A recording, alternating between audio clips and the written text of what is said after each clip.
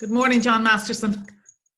Good morning, Debbie Deacon. How are you in your beautiful kitchen? Thanks very much. How the tables have turned. There was the last time I think we sat opposite one another like this, you were probably interviewing me. Oh, really? Oh, but it would have been in KCLR. It absolutely would have been, yeah. That's right, exactly. But I was doing a radio program and looking for quality guests all the time. Yes. So anyway, just to do a quick intro to anybody who may not know you in the country, which is highly unlikely. Sunday in the Journalist, yeah. Yes. Psychologist, yes. Well, it goes back a while, yeah, absolutely. Well, you still are Trinity College trained. I mean, you are a psychologist, which is one of the reasons I think you see inside people's brains sometimes when you're talking to them. Early in my life, I lectured there for 5 years, when I finished my PhD there, and boy, they were happy years. Yeah, well, it is a magnificent place, I have to say. Actually, I'm doing psychology there at night time at the moment. Now, it's only it's Coke Light. It's the Coke Light version of psychology. Every Wednesday night for the best part of the year. Anyway, it's neither here nor there. It's a thing to pass Wednesday nights, but it's really interesting, and it's really cheap. You go into Trinity, and it's like 220 quid for 20 Wednesday nights, which is for nothing, and you get the professors. You don't get like students lecturing you. But I think it's important that universities do that. I got a circular from Trinity the other day, and I get them every now and again. And there's only one fund I give to, because most of people are well able to afford to get there. But Trinity have a fund for people who deserve to be in the college, but just plain don't have the money. And every now and again, I give a little bit of money to it, because I just think it is such a life changer for someone to have that opportunity to have their brain stretched by the people who are in there. And I think it's fantastic. I agree. They're fantastic. Every single Wednesday night. I haven't, like, the only one I've missed was one that I was in Russia, literally, and I wouldn't miss them otherwise. They're riveting. Now, some of the content can be boring and it mightn't suit you at all. You know what I mean? When you're doing they're doing all different types of psychology. They did everything. So some of the stuff you kind of go, that doesn't grab me at all, and then some of the stuff completely grabs you. Anyway, so that's there are things that don't grab you at a time, and it's only later you realize their relevance. So yeah. I think we can't only study things that are 100% of our interest the whole time. Sometimes you have to put in the Yep. That is true, I suppose. And then, of course, you run a PR agency in lovely Kilkenny, Purcell Masterson.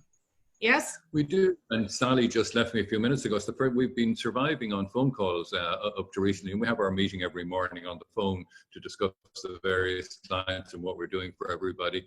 And today we had so much stuff to do with people's websites and things like that. So we said, there's no way we can do this. So she was at the other end of the table and I was here. And I think it was essential. But that's the first time we've laid eyes on each other. Once you're social distancing, it's okay, isn't it, to do that? Yeah, and she and her family have been 100% locked down, as I've been the same. Thankfully, I live back in for a walk here. And so anyway, tell me, you're a very colourful character, I have to say. Very, you have so many strings to your bow. One of the things I wanted to talk to you about was your lovely relationship with Gaybo. You've been a friend of Gay's, obviously, for a very long time, and you share the love of your Harley Davidsons, which fascinates me that you have a Harley Davidson. But anyway, that's one thing I wanted to ask you about. How is life? I don't mean how is life after Gay, but he was such a lovely person in your life, John. You must have it must have been a very sad moment when he passed away. He had a great gift for friendship, and he had a lot of all sorts. He had his inner circle of friends, which I would not have been, and they would have been the people he's known forever.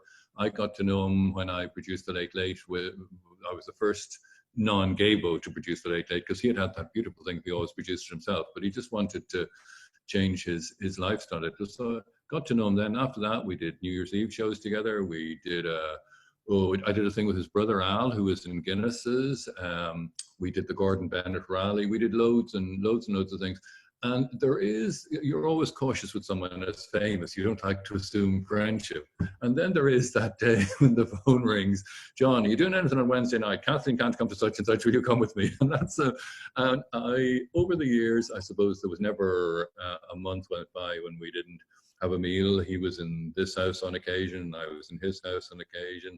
And a conversation with Gay and Kathleen just was one of those things that I have loved so much. And it is anyone who knew him, and that's a lot of people, they think of him every day still. He Yeah. just One is of those that people. type.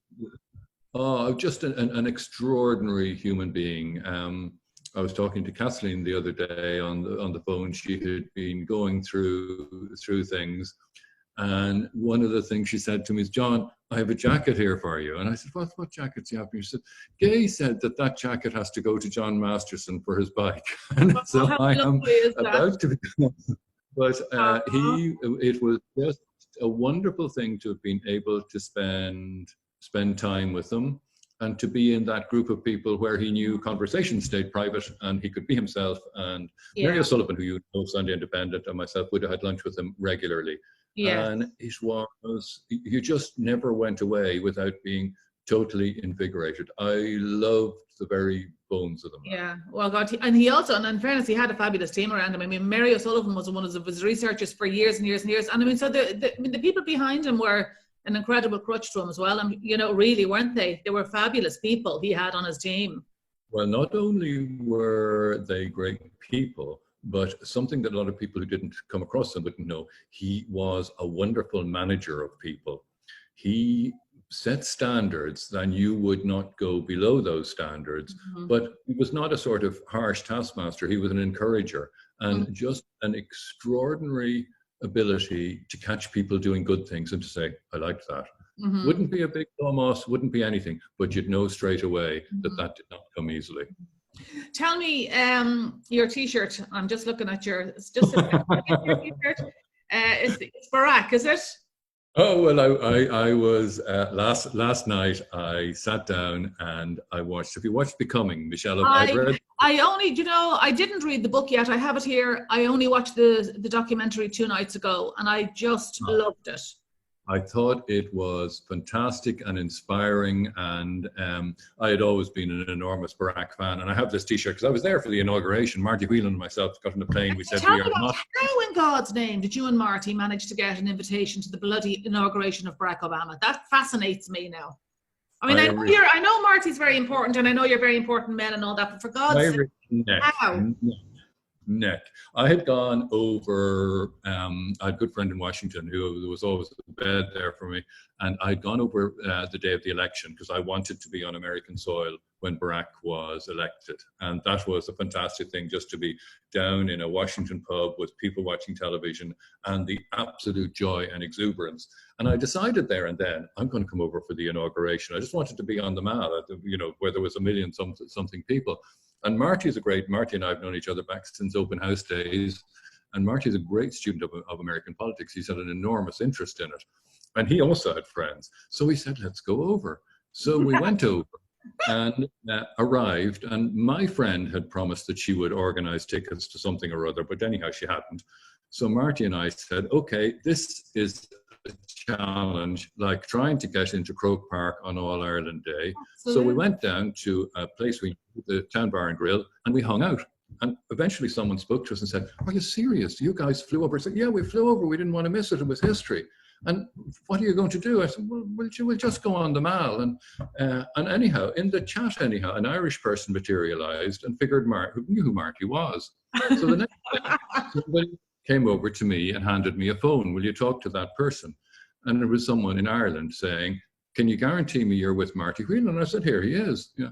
And then the phone was handed back to the other person, who obviously said, "Yes, they are who they say they are." And it turned out it was they worked for a big Democratic lobbyist in DC. And he said, "You guys deserve something." He said, "I got your names. I'll call in this favor sometime." And he handed us 2 tickets to be right in front of the stage. I mean, literally, you could see. I mean, it was. You could see Barack closer than you see U2 at a rock. You know, we were there. The whole thing. Boy, was it a cold day.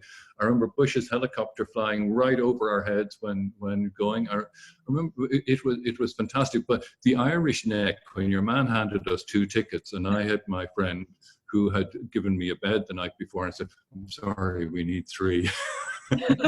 So we got 3. I still have it in my kitchen. John, the invitations on the documentary, I thought it was magnificent. It was just such a beautiful moment. Well, there was I mean, you had an article yesterday in the Sunday Indo, which I do read every Sunday, although I won't tell you that because it'll only make your head bigger than it already is. But you did a Right. thing yesterday about being teary about stuff, which fascinates me about you because I think you're quite tough at times. So when I think about you being teary, I don't think of you being a teary person. But I definitely share when Barack came on the stage in the documentary to Michelle. Oh, It was a magnificent I moment. I lost it. I lost it totally. It was a wonderful moment. And Yeah. later on, I went back to BBC last night, and they had this, this wonderful fundraiser, Captain Tom, who has raised the Yes, 30 million euro, 30 million sterling, yeah.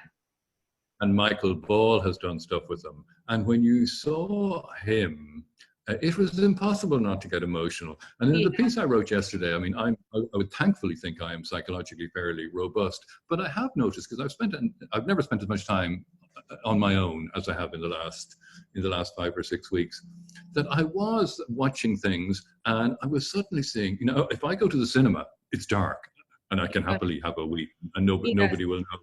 But the other night I was watching Churchill's speech when he went down to the House of Commons, when he, so we will fight them on the beaches speech, etc., etc. Suddenly tears rolling down my eyes. Otherwise, and I said in the article yesterday, if it has taken this to make me a little bit softer, it's no bad thing. Yeah. Are you in touch with your feminine side, John?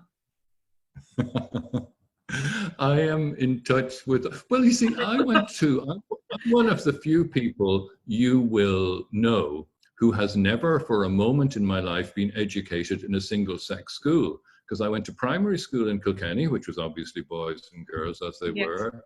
Then I went to school in Dublin and Wesley, which was boys and girls. And then I went to Trinity, which was boys and girls. So I've never, ever had that separation that so many people have. And frankly, I think all education should be co-education. I think it's completely outdated to do it any other way. And you hear all these things about, girls do better if they're in a single-sex school.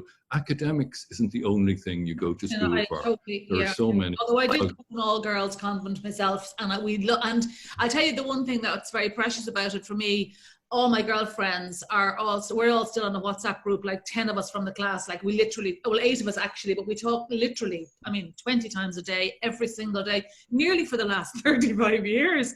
And we've gone through divorces, and we've gone through cancer, and we've gone through ups and downs and marriages and babies and everything. And it's and really we bonded together with I think because we were all, it was an all-girls board. No, it wasn't a boarding school, but it was nuns. John, because with your psychology head on, just let me ask you about COVID at the moment, and about change ahead, and how do you feel people? I'm not feeling the trauma of it at all. It hasn't really come into my life in that I thankfully haven't had anybody sick from it. Well, nobody died of it, certainly. But do you think, are we capable of, is the human capable of taking a breath now with this big pause and sitting back? Are we capable of saying, okay, it is time for change? Are we capable of that? We may be capable of thinking of it. Whether we're capable of delivering it or not is another thing, because when we come out of this, we may have reflected on things, and we may feel we've explored parts of our personality that we hadn't explored before. But when we get out, bar things like there will be social distancing, there will be different hygiene, there will be also, it'll be a while before we sit down in a restaurant again. And boy, am I looking forward to being up with Neville McGuire and getting fed as soon as absolutely possible. But what the other structures around our life will probably remain much the same. And those are the things that make behavior go back to what it previously was. There are things where we make decisions and we examine our personalities and we say, I am going to do such and such. And it may be I am never going to smoke a cigarette, or it may be I'm only going to drink on Thursdays, or it may be I'm going to study French or psychology or whatever it happens to be. But so much of our life actually happens on automatic pilot because of structures that are already there, i.e. you turn up for work at 9:30, your desk is over there, you have a break at such and such, you will be sitting beside Sandy, and and the client is coming in at such and such, or you're in a shop and somebody comes in, you go over and say, can I help you? So much of the structures of life will not change. They'll be modified somewhat, but will they have fundamental changes. If there's a fundamental change that I feel I have had in watching this, and a lot of it came about by a wonderful speech from Emily Maitlis on Newsnight about 2 or 3 weeks ago, where they went on and everyone had developed this mantra of COVID. It's the same for everybody. It doesn't discriminate. And she came on and said, it does discriminate. It's worse on the poor. It's worse on the underprivileged. Mm-hmm. There are lots and lots of people who have much less chance of getting it.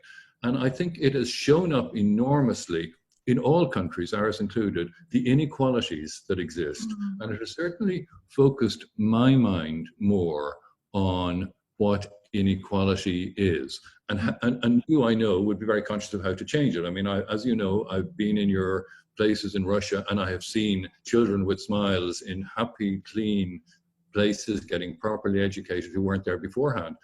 And we do have a systemic underclass in Ireland, in England, in America, in all of the Western countries. And I wonder, would it make us focus on changing that in a real way? In one of the columns that I wrote a while ago in the Sunday Independent, I wondered aloud, or in print, whether if the same energy and community cooperation had been brought together to tackle, be it homelessness or tackle the hospital waiting lists, which have been there since I was in RTE 25, 30 years ago. Now, I'm not saying things don't change in the health system, because treatment's improved in all sorts of ways, demands have improved, there's huge advances have been made, but we permanently have a situation where some people get access to healthcare and some people don't. John, as I see, willingness wasn't there. Like, okay, we've had to. The COVID has made us do this, other than maybe the human needs to be made do something, you know, because like we haven't, I mean, homelessness was disgraceful up to very recently. It hasn't changed. We've just stopped talking about it, you know, and the same with the A&E. I know the A&Es are empty because people are afraid to go in, but they will get back to where they were. Repeated government after government did extremely little about it. About it. And this is the point I'm trying to make, that if the same energy and cross-party agreement and just go at it non-stop, because the politicians have they put in the long hours to get us to do this, and they have changed our behavior. But one of the things that struck me was that for the first time, the notion of taking private hospital beds in to deal with this emergency struck me. Now, every day you turn on the BBC, you hear praise about the NHS. And one of the things that we in Ireland don't take in every time we hear praise in the NHS is praise about the NHS means if you break your leg, you're in. It doesn't matter who you are, you're in, and you get your treatment. Whether you're Boris Johnson or Debbie Deegan or John Masterson, you don't even have to be you have to be a citizen over there. You will get treated. We have a system, a health system, where it's financed in three ways. It is public, it is people buying insurance policies, and it is massive fundraising going on for every scanner and everything up and down the country. And all of that money is going into a health system which isn't working. Mm-hmm. I would like to see it all go into the one pot, so that it doesn't matter whether I am prince or pauper, I get best treatment. And I would love to see that conversation start up now. But do you think we should keep our private hospitals closed and leave it the way it is at the moment? Is that an option, or will there always be money who want to go into the beacon? I fail to understand the situation that whether or not you get the appropriate treatment for cancer depends on who you are and what money you have spent on it. We are all born in the same way. We go through life in the same way. Some of us are more privileged. Some of us work harder. Some of us have good luck and some of us have bad luck. But I do not think that should have any impact on how a person is treated when they are suffering an illness. Mm-hmm. I would have thought in Ireland, something like cancer, I would have thought it didn't matter whether you had public or private. I would have thought that. Well, I can tell you, if I had a dodgy tester, and thankfully I haven't had anything like that, the first thing I would be reach for my insurance policy. Yeah. So we do, well, I mean, it's in all of our hands now. We're looking at a government being voted in now. I mean, what's your opinion on that? What do you think is going to happen? What's your prediction? I'm not saying what you want, I'm saying what's your prediction? No, I realize you're not saying that. I'm assuming that, like all the commentators, that after a dance that has been going on for an inordinate length of time, that Fianna Fáil and Fine Gael and the Greens will come up with something which they are able to sell to their individual memberships, all of whom will be very, very uneasy about it. And frankly, in a lot of ways, I couldn't care less who is sitting in the seats. What I would like to see is a 10-point plan saying, we will do 1, we will do 2, we will do 3, we will do, and then I couldn't care less if Jack the Ripper is doing it, so long as these things get done and done for an approach, because whoever goes in there now, they have a big job to rebuild the country, to get people back going. And I would just love to see a plan, because you know yourself, you've gone out anytime, there's no difference between you doing up an orphanage in Briansk, where you have a plan, where you do the floors first, you paint this, you do such and such. There's no difference between that and running a country. It's just bigger.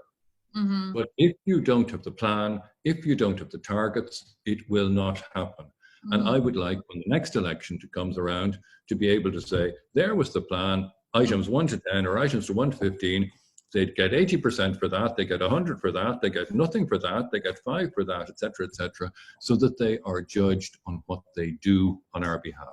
So we need the brains of the country to come together, really, to get the country back on its feet. I don't think there's any shortage of brains in there. Mm-hmm. I don't think it's about brains. I think it's about finding a way to do it and have the will to do it and to bring the community along with them. Because no matter what they do, we're all, like people are going to enjoy whinging. Mm-hmm. John, just to finish off, or this will go on too long, no woman's ever managed to tie you down. I just thought I'd end on that point. Now, that wasn't a question. The only reason I was saying that was because I just wanted to bring in the fact that I have a 70-odd-year-old friend who absolutely adores you. And Deirdre O'Connell. She's a great friend of mine.